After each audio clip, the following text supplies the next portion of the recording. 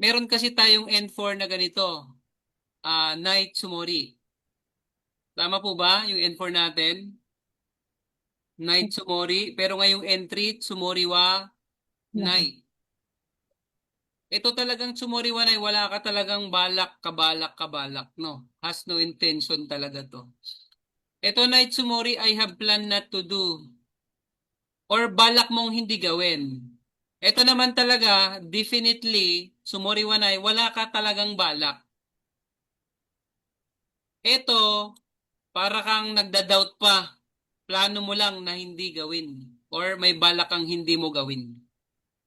Halimbawa ganito, I intend not to work abroad. May plano ka o may balak kang hindi mag-abroad.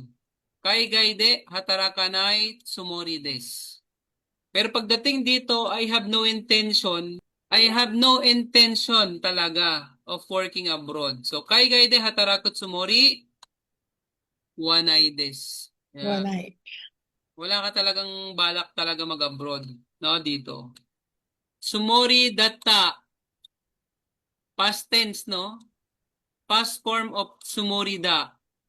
Intended to, mean to the plano sana, kaso di natuloy o nagbago ang isip mo.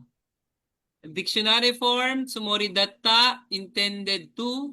Nai form, sumori datta, intended not to do.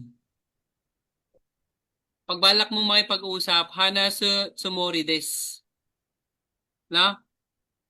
Pag hindi mo balak makipag-usap, hanasanay sumorides. Pag wala ka talang balak makipag-usap, wala kang balak, hanase sumori wanay des.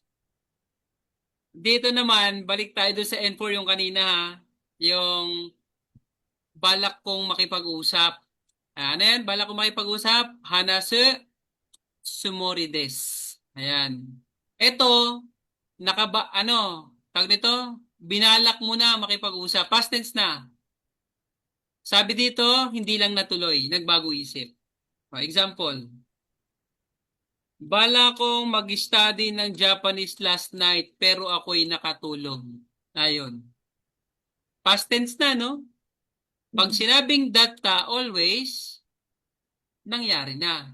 Past tense na. Intended na siya, no? Nihongo benkyu suru sumori deshita. Kaso may bat ka eh. Lagay ka ng ga. Diba? Anong nangyari? Nakatulog ka eh. Sakuya wa hayaku nite shimatta.